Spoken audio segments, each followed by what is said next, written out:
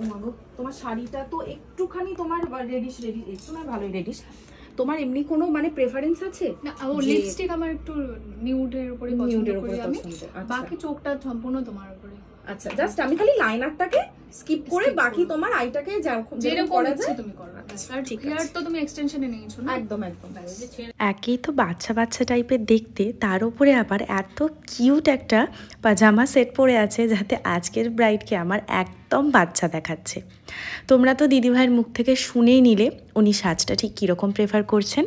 কিন্তু তার আগে তোমরা একটু বলে যাও তো, সত্যিই তো দিদিভাইকে একদম একটা বাচ্চা মেয়ের মতো লাগছে, তাই না? আমি দিদিভাইকে সাজাতে চলে গিয়েছিলাম মাঝেরহাটি, আর এই ডেটটা যেটা ছিল সেটা হচ্ছে 27শে জানুয়ারির। প্রায় বলতে পারো 1 থেকে 1.5 বছর আগে দিদিভাইয়ের আমার কাছে বুকিং নেওয়া ছিল। উনি কিন্তু এখানের মেয়ে নয়, নর্থ বেঙ্গলের। আর দিদিভাই আমাকে বলেছিলেন যে আমি যখন সাজবো, মানে আমার বিয়ে যখন ঠিক হয়, আমি ভেবেছিলাম আমি সাজলে প্রিয়ার কাছেই সাজবো।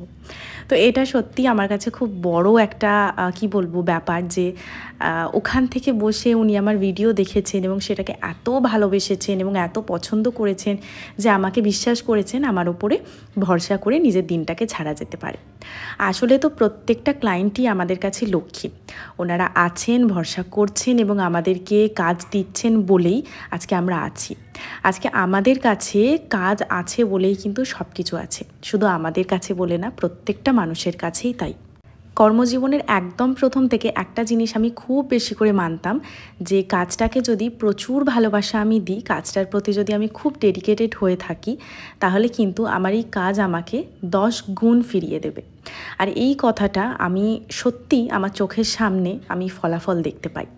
তাই আমি আমার প্রতিটা স্টুডেন্টকে ক্লাসের প্রথম দিনে এটাই শেখাই যে এই কাজটার প্রতি প্রচুর ভালোবাসা রাখবে। প্রচুর মানে প্রচুর, নিজের থেকে বেশি এই কাজটাকে ভালোবাসতে হবে।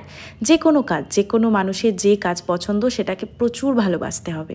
তাহলে দেখবে সেই কাজ তোমাকে সত্যি হাত ভরে 100 গুণ ভরিয়ে তোমাকে ফিরিয়ে দিচ্ছে।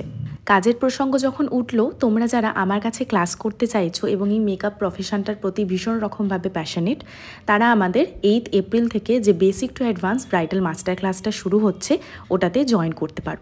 ওটা একটা basic to advance master class, যেটা ডিউরেশন চলে 2 মাস ধরে। 2 মাসের মধ্যে তোমরা 16 থেকে 20টা ক্লাসেস পাবে।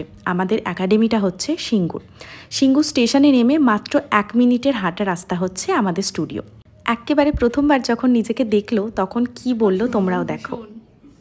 ভীষণ ভীষণ সুন্দর। আচ্ছা, এই লাইটটা ছাড়া তুমি একবার দেখে নাও। হ্যাঁ, আচ্ছা, খুব সুন্দর, খুব সুন্দর। না, ওটাই করে দাও। একদম প্রথমে যেটা দেখলে সেটা একটা আর্টিফিশিয়াল লাইট, আর সেকেন্ড টাইমেরটা একদম ন্যাচারাল লাইটের। কারণ দিদিভাইয়ের সাজ অনেক তাড়াতাড়ি কমপ্লিট হয়ে গিয়েছিল, তখন দিনের আলো বেশ ভালো রকম ছিল।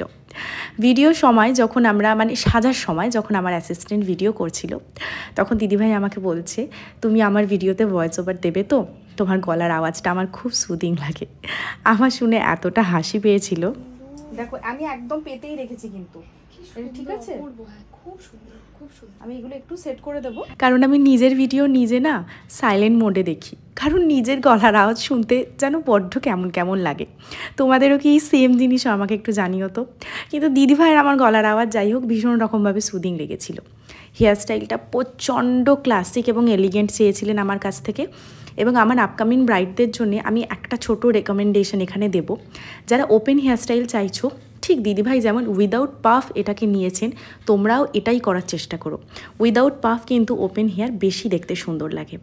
তারপরে সুন্দর শাড়ি এবং সুন্দর গয়নার সাথে একদম পরিপাটি করে লুকটাকে কমপ্লিট করে দিলাম। এই আমাদের আজকের মিষ্টি ব্রাইড। তোমরা জানিও আজকের ভিডিওটা কেমন লাগলো। দেখা হচ্ছে, টাটা।